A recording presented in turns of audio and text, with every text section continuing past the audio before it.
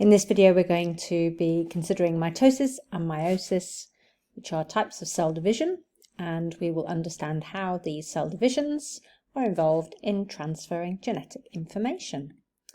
So the success criteria that you will be able to do at the end of this learning intention, you'll be able to outline the cell division processes of mitosis and meiosis, explain how mitosis is used for growth, repair, and asexual reproduction, and explain how meiosis is used to make gametes for sexual reproduction. So let's start off with mitosis. So mitosis is where you take you make two identical daughter cells from one original cell. It is used for growth and repair. So if you want to grow bigger, you need more cells. And if you want to repair a damaged part of your body, you need to make new cells to replace the ones that are gone. Some organisms use mitosis to make offspring, in other words, to make more of themselves. And because it's a process where you make identical daughter cells, then this is going to be asexual reproduction. You only need one cell to become two, and you have reproduced. So during mitosis, you make two identical daughter cells, and each of them have the same amount of genetic information as the parent. So they are known as diploid. They have chromosomes that are in pairs. So if it was humans, we would have 46 chromosomes in the original cell and 46 chromosomes in each of the daughter cells. That's 23 pairs of chromosomes. In order to carry out mitosis, you have to go through a number of steps.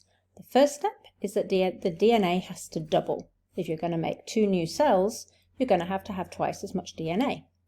The DNA has to organize itself so it condenses. What that means is it spirals into a short, fat strip that is easily seen down the microscope, and it means that if you started off with two chromosomes, one from mum, the green one from dad, the purple one, you've now doubled the amount of the DNA. So the green one's now got two pieces held together in the middle, and the purple one has two pieces held together in the middle.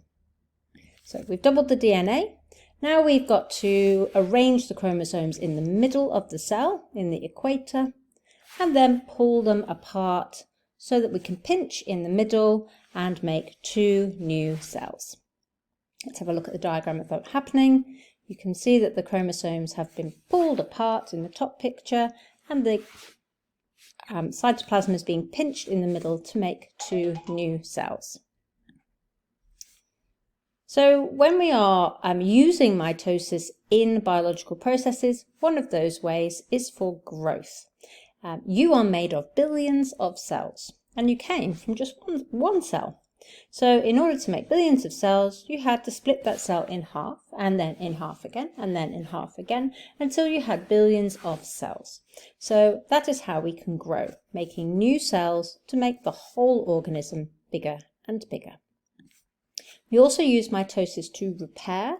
You can see in the left-hand picture a hole, somebody's scraped their skin, and from the edges, those cells on the edges, they do mitosis, they divide, make more cells, and they fill in the gap until there is no gap, and you have repaired the space that was created by the injury.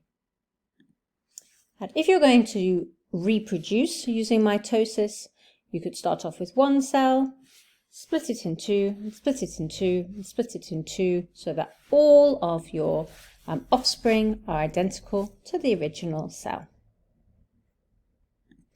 Now, meiosis is the other type of cell division, and this is different because it produces 4 cells at the end, and each of those cells is genetically different to the parent.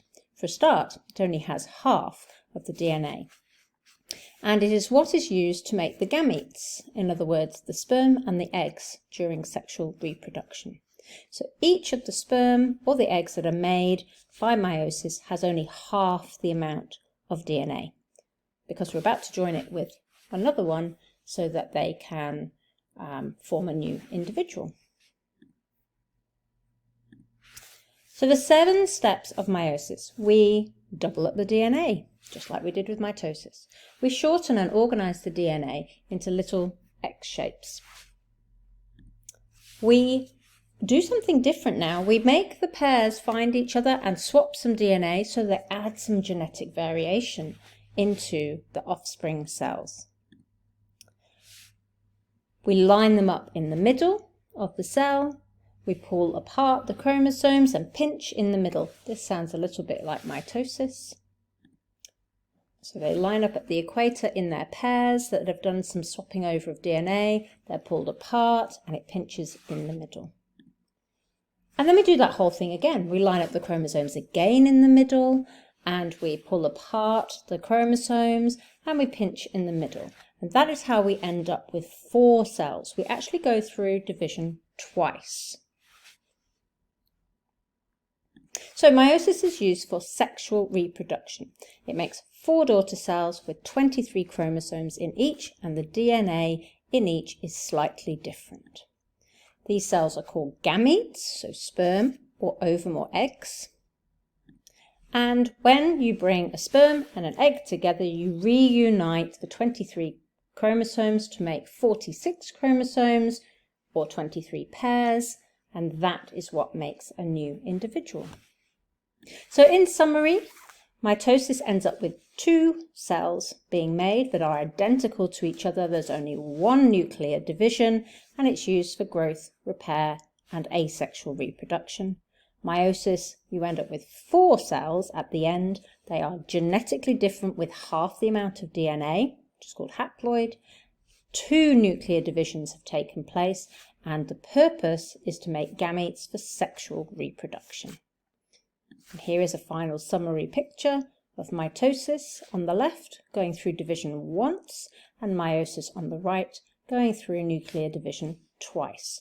And you can see 2 cells being made in mitosis and 4 cells in meiosis.